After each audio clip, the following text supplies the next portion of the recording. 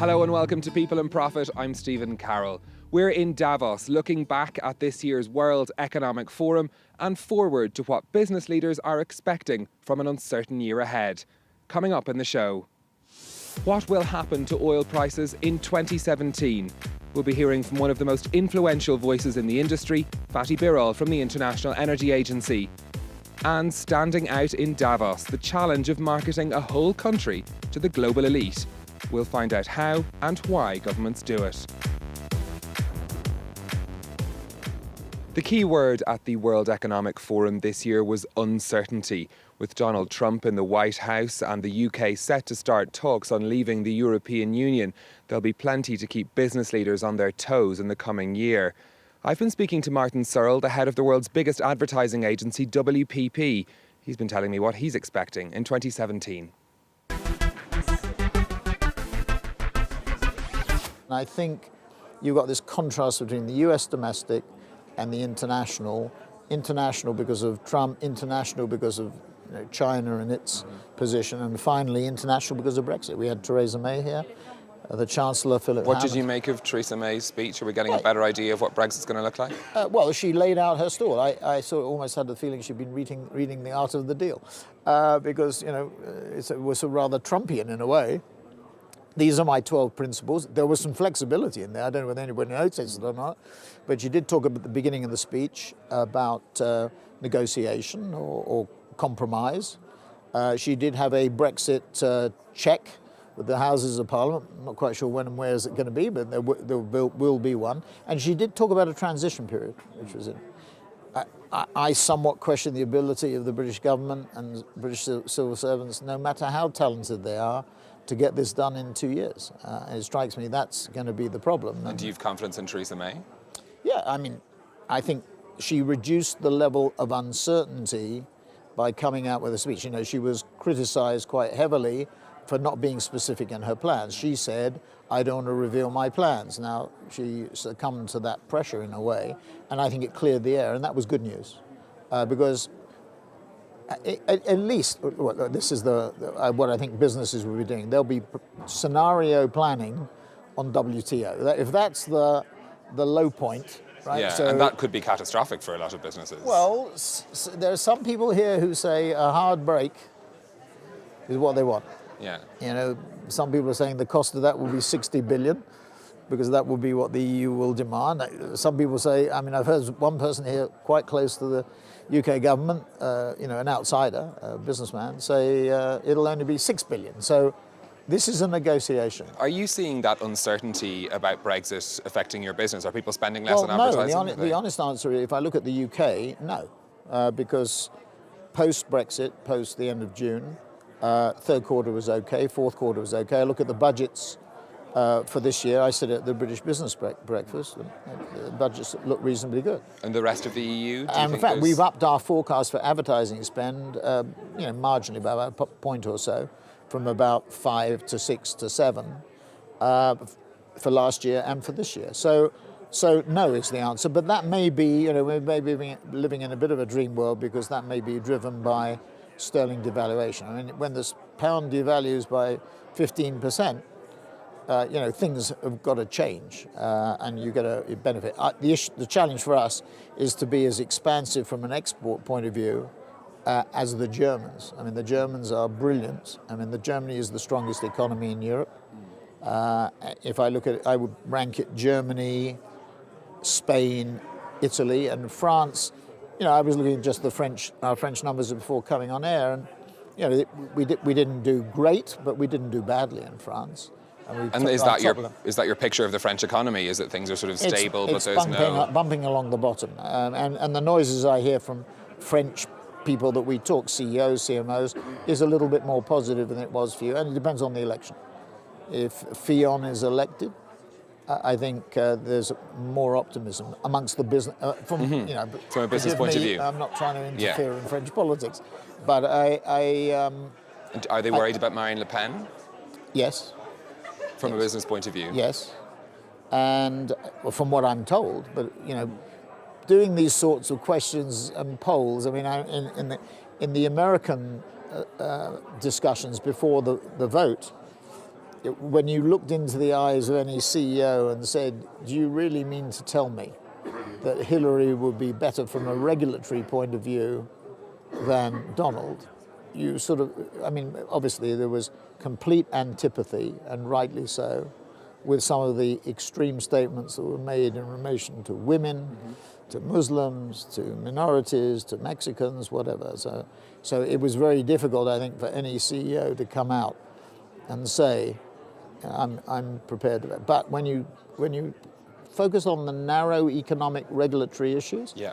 because Hillary in her campaign did make it quite clear that she was going to regulate quite significantly, and I think some industries, pharmaceutical industry being an example. So, in a way, Trump was a relief, in a funny way. But we have to see how it plays out because it's very volatile. Okay, Martin Sorrell, Chief Executive of WPP, thank you very much.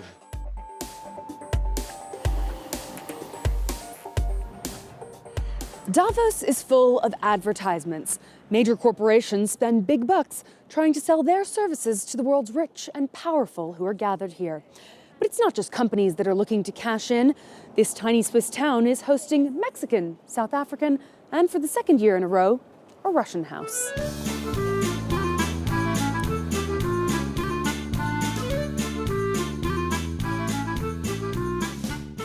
Brian Keane, you're the Chief International Officer of Mart. Yes, yes. Tell us about where we're standing. Tell us about Russia House 2017. Okay. The Russia House was conceived to sort of take back the narrative on business in Russia. Geopolitically, the message about Russia has been incorrect, and it makes it more difficult for us as a company planning an IPO. We meet investors, and investors say, "Oh yes, but you're Russia," and we go, "What does that mean?" And they tell us these crazy stories about what is Russia, and we say, "Wait a minute, Russia's a tech country. It has amazing tech opportunities." And so this whole Russia House is created to open up to the world. It's quite warm in here, right? It's cold outside. Coffee, wonderful food, parties, great discussions about the prospects and the future of Russian business and the current situation of Russian business. And do you host meetings here? You're hosting seminars, or is it just people walking past and thinking, "Oh, I'd maybe like a cup of tea"? Well, we actually organized this time 5 sessions. Each session has its own little focus. One might be government and business. One might be the digital revolution. So it's a little bit of a mix of image and investment. Yes. The ultimate goal is obviously to get investment. For the past couple of years, the economy has been vastly underinvested because of the whole situation geopolitically.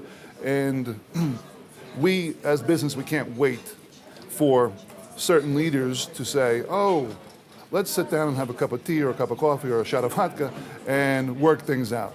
In the meantime, business is business and it needs to be developed. And so the discussions facilitate investment.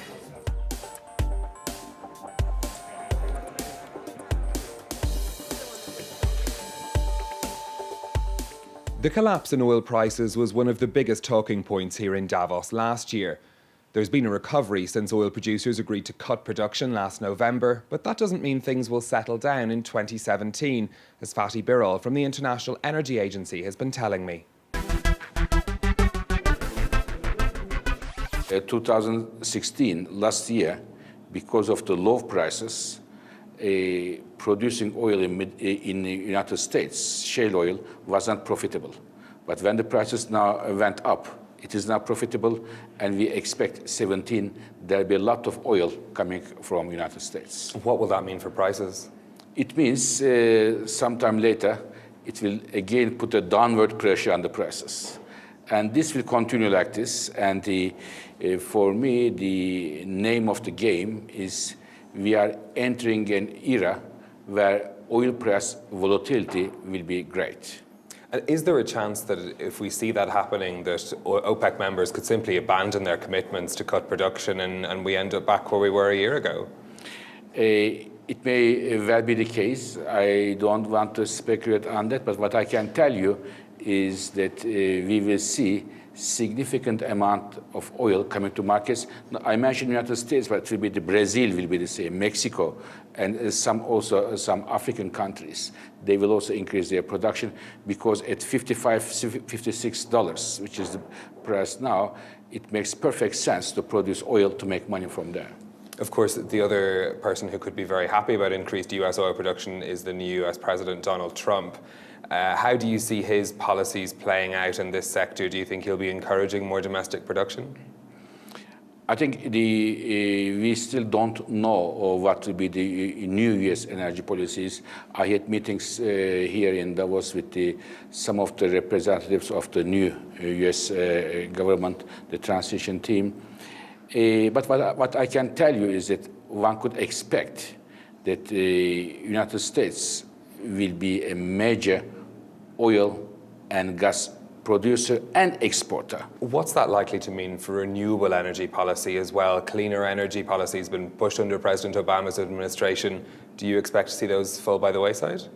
I mean, when we look at the renewable energies, wind and solar, they have their own dynamics, which are not reversible. Last year, the big part of the new power plants built in the world was renewable energies. With a big difference to coal, gas, nuclear, renewable energies was number one. So therefore, I believe the trends in renewable energy, their momentum will be difficult to stop. Okay, Fatih Birol from the International Energy Agency, thank you very much for speaking to us. Thank you.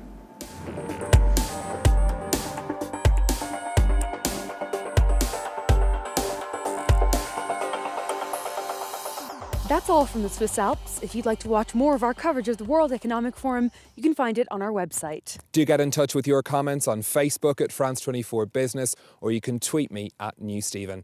Until next time, goodbye from Davos.